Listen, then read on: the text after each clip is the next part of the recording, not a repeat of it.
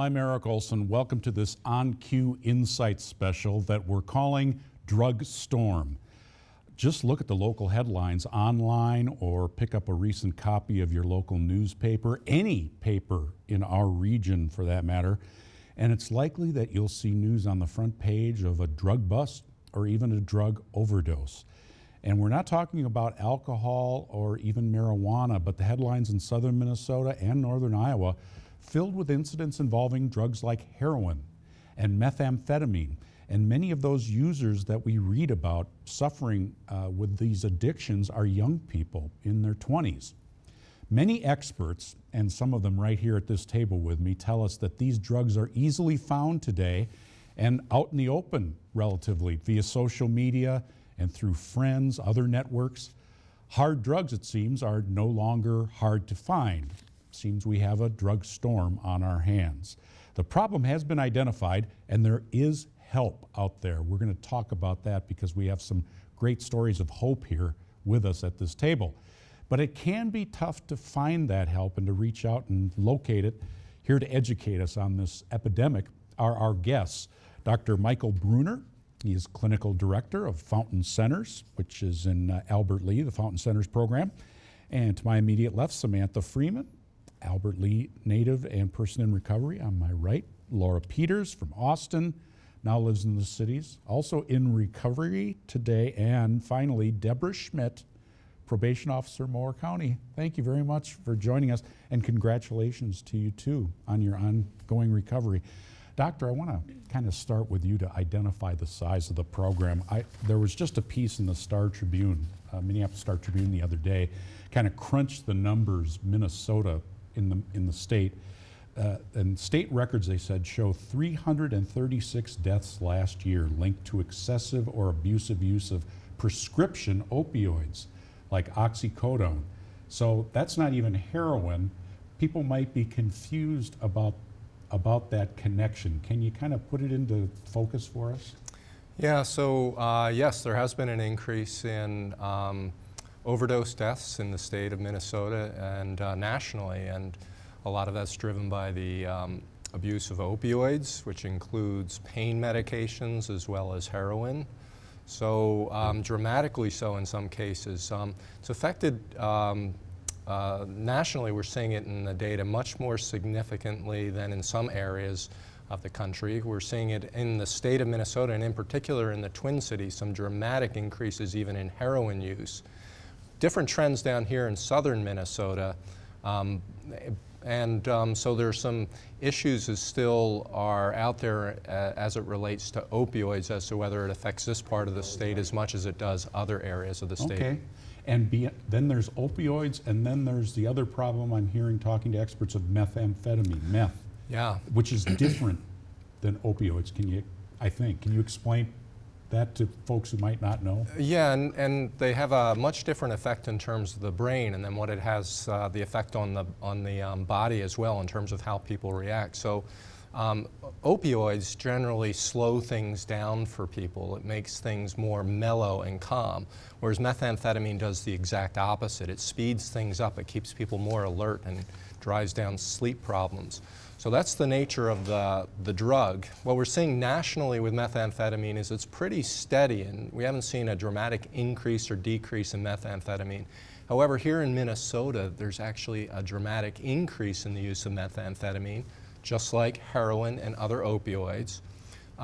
But locally is where we seem to experience the most significant difficulties with methamphetamine, dramatic increases locally.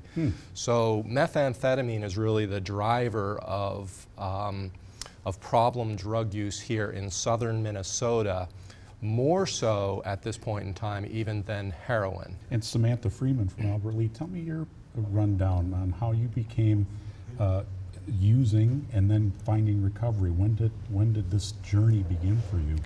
I'm 28 years old now, and I started using when I was 12.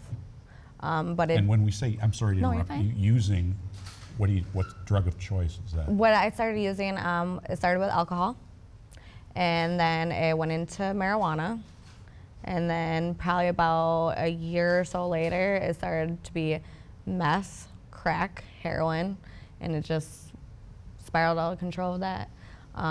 Over how long a period of time do you suppose? I've been using since I was 12, and as long as I've been clean, and I've been clean 2 years. It will be on May 25th of this month. So I've been using that long. And we were talking beforehand, you looked quite a bit different. Oh yeah. And you remind yourself of that. It helps you. Yes. In you were not feeling well, and you were not looking that well. Yep. In the throes of your addiction. Yeah, about a little over 2 years ago, I would say almost 3, I weighed normally, which I would say about 130, and I dropped probably within 2 months all the way down to 82 pounds. So it's, when it gets a hold of you, it gets a hold of you, you know, and it takes over your soul, your body, everything. Hijacks. Oh yeah. Hijacks the brain. Deborah Schmidt, it was interesting. How many clients do you deal with on any given time who have a drug, are coming out of a drug problem? I would say, in Moore County. I would say 3/4 of my caseload are either drug or alcohol related offenses. Laura Peters, I saw you nodding your head when Deborah was talking. Is that your experience? Yeah, definitely. The first drugs I used were alcohol, weed, cigarettes, and that was with a very close family member of mine who was also in high school with me, and also my close friend group, and we were all just risk takers, so we all liked to experiment, and that's how it all started. And then how did it progress? You were in Austin at that time? Yeah. Yeah. So how did it progress? For me, it kind of seemed like every year I was just trying something harder. Like 8th grade, I was trying weed. 9th grade, I was drinking more. 10th grade, I was doing ecstasy and stuff like that. And so stuff just got, I would say, boring, and just wanted the next best thing, and you're chasing that next best high. And I don't know, it just, progressed. Where did it end for you? Which drugs were you, before you sought help, what were you taking? Heroin is what I would say brought me to my rock bottom, but. And that's been a couple of years now, I think, right? A year and a half? Yep, I've been sober for 19 months now. That's wonderful. Yes. And did you attend a treatment program? How did you become ready to do that? September 2014, I entered Hazelden in Plymouth, Minnesota, and I spent 60 days there for treatment. Later moving to a sober house after that for a year, and then doing all the drop downs of treatment, IOP, EOP, day treatment, and continuing going to meetings and whatnot. But what kind of brought me into treatment was I was just miserable. I had tried getting clean before then, and I couldn't do it without, for me, I personally couldn't do it without getting away and going to inpatient treatment. I tried outpatient here in Austin, and I needed the full detox, and to get away from my using friends, I needed a new surrounding, so. And that's a common refrain that, you know, it's so hard with these tough drugs like heroin because the person gets sick many times. I think, Deborah, right? If that, you run into that with your people you counsel? That is correct. That's what they tell me. I actually have a couple right now that are currently in the methadone maintenance program over in Rochester. They tell me that they would not have become sober had it not been for the methadone maintenance program, because it helped them get through being sick, the flu-like symptoms that are 100 times worse than having the flu. That's what you get when you're trying to stop using, is that right? Correct.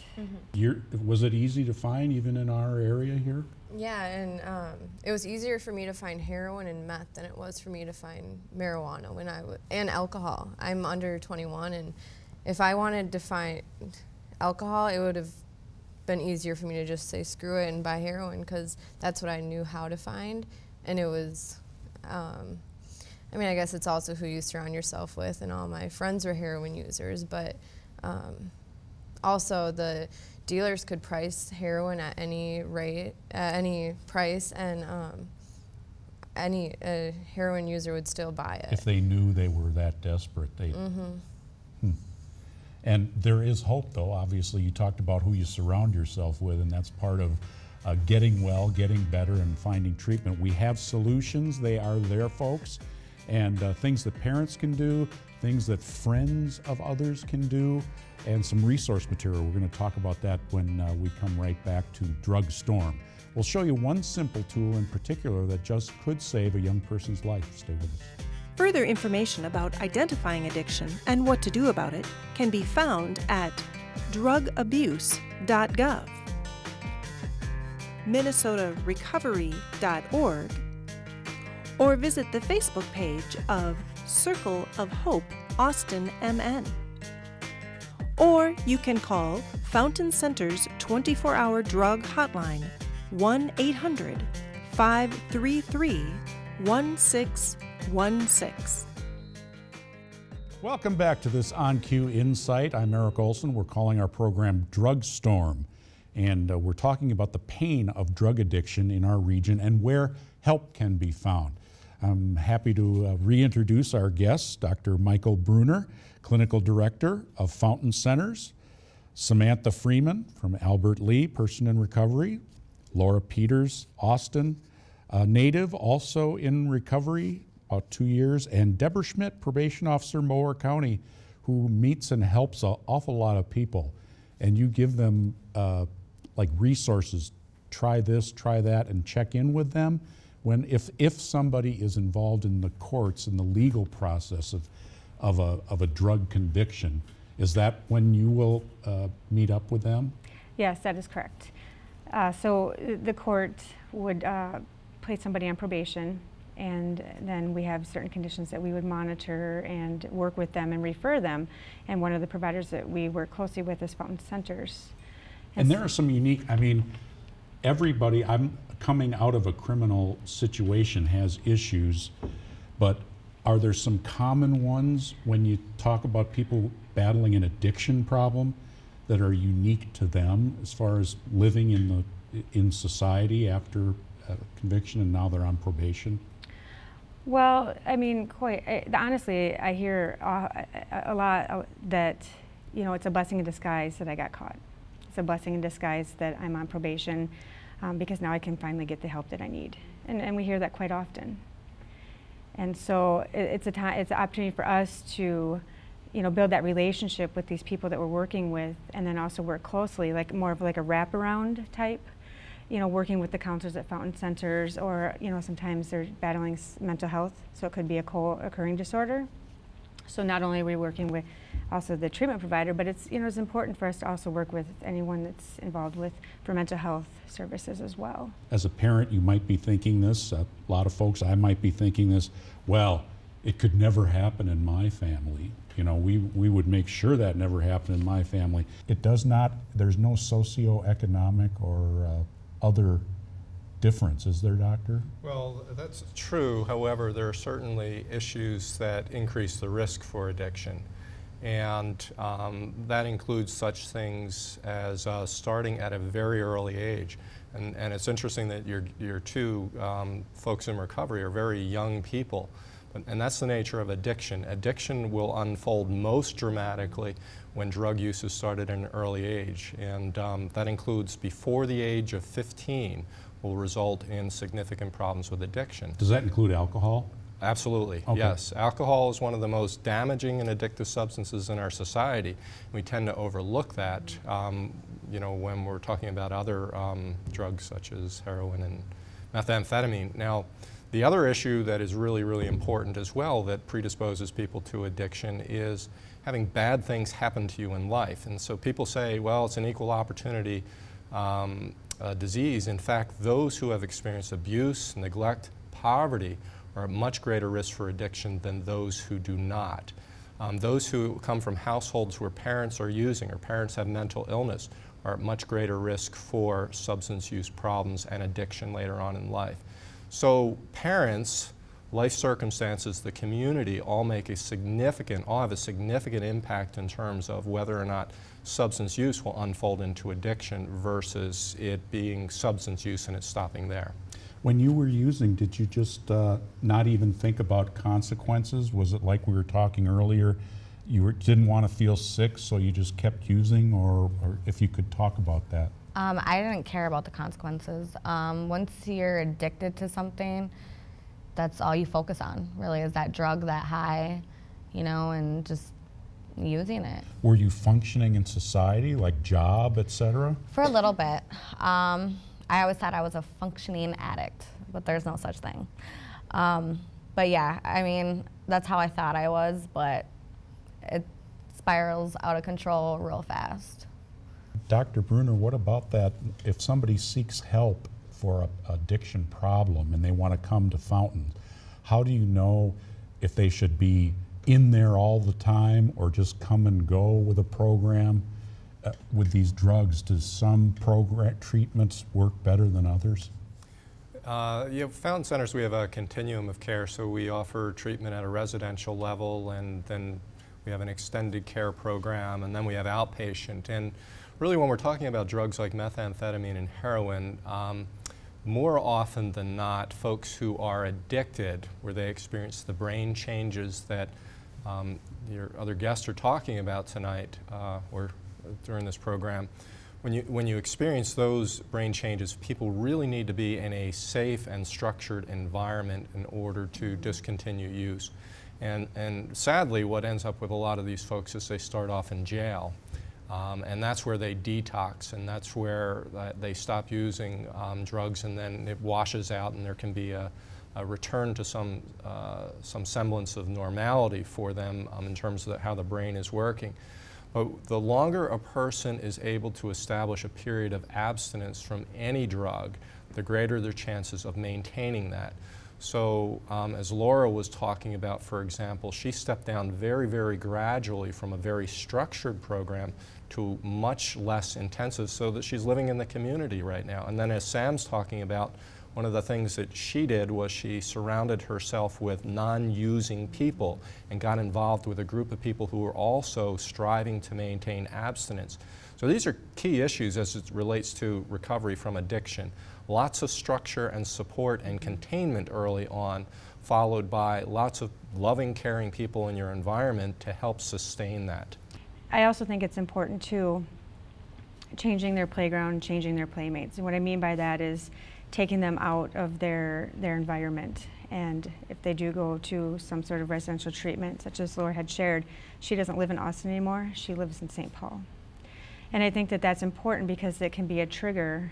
If you're early in recovery, you come back to town, just maybe being in a neighborhood could be a trigger, or seeing somebody, or a smell, or a song, or something could be a trigger to use. And if you're in a weak moment, maybe you have some sort of stress that, or you're emotionally you're up here, or something's going on where maybe you're sad or what have you, that could drive back to that behavior, and that cycle then will continue. A trigger can be anything. Can you relate to that? Yeah, people, places, things. Coming to Austin, like when I first got out of treatment for home visits for Christmas and stuff, like it was a trigger coming home because I got here and my parents were too scared to let me out of the house, kind of. Like they won't, and I get it, they are scared. And so I sat in my car just kind of bored, listening to music, and that could be a trigger because I used to do that when I was using, but I would fall asleep and in my car while doing that. But just boredom is a huge trigger for me. Not so much anymore, but it really was. And I suppose if you came back to town, I'm just guessing, but you're not used to living in this environment in a sober state. So that's, even in and of itself, can be a strange, hard thing to do. I don't know, did you have the trigger experiences? Oh yes, I think every addict has triggers. It can be just certain songs, things that come on TV, it's just living life basically, certain things that you can walk by, a certain smell. There's just so many things out there that can be triggers, but it's how you learn to deal with those, feelings.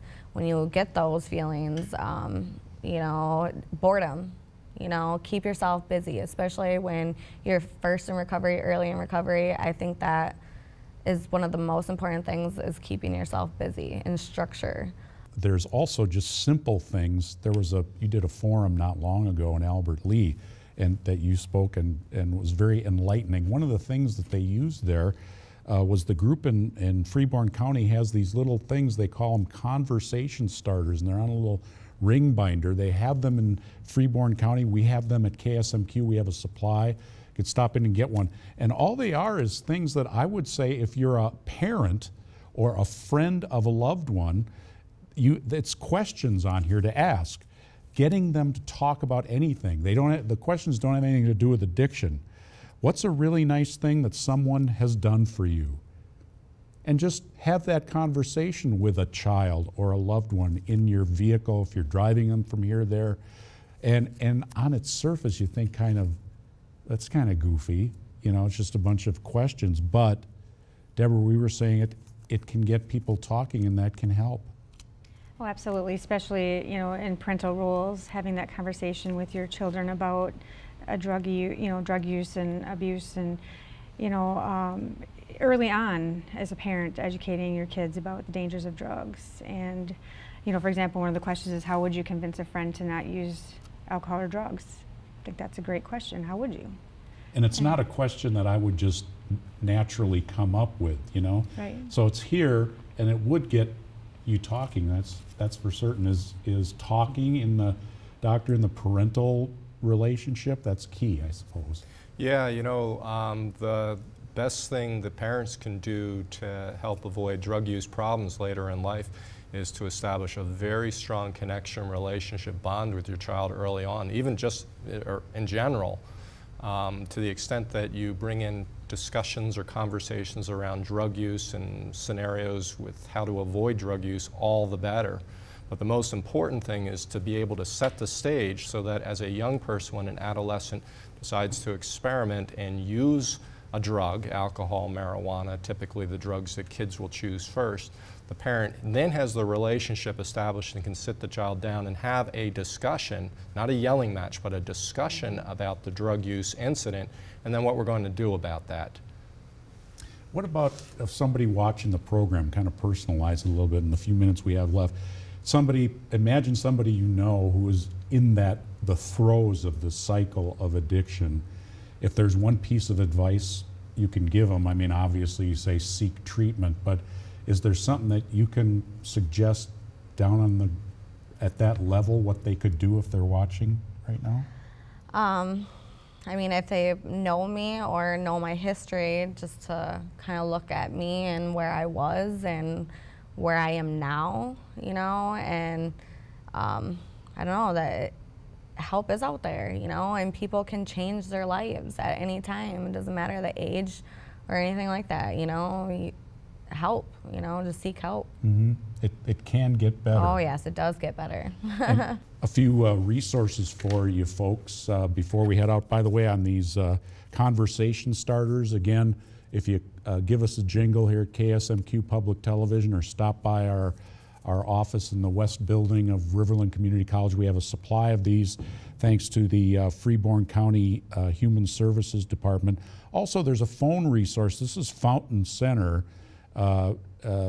where Dr. Bruner is. They have a 24-hour hotline that's answered all the time. That's why it's called a 24-hour hotline. Thank you very much. The phone number there is 800-533-1616, 800-533-1616. Other information for caregivers or folks close to someone who is struggling, drugabuse.gov and minnesotarecovery.org. That's an awesome website. Again, minnesotarecovery.org. It was real easy for me to navigate and to get information, you know, as a parent that helped me, but for anybody along the continuum of being swept into the addiction problem, minnesotarecovery.org. I want to really thank our guests. Hasn't it been a wonderful discussion? Laura Peters, thank you very much for coming down from the cities, both of you, and giving your story. And congratulations to you, Deborah Schmidt from Mower County. Thank you. Keep on fighting the good fight.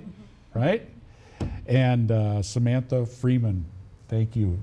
Congratulations also. And Dr. Bruner, very nice to have you with us. You're welcome. Thanks for having me. For now, I'm Eric Olson. We'll have these resource information on our webpage too, ksmq.org.